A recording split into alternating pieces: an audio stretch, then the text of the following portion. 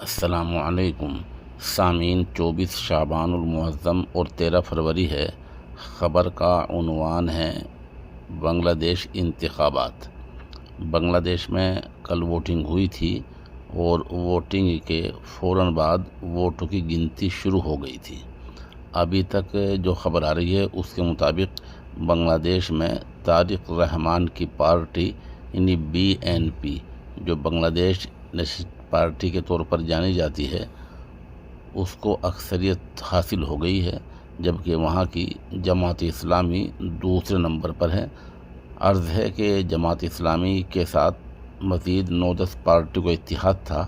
یہ پورا اتحاد اپوزیشن کی حیثیت میں ہے اور اہم حیثیت میں ہے، لیکن طارق رحمان کی جو پارٹی ہے BNP، اس کو وہاں اکثریت حاصل ہو گئی ہے۔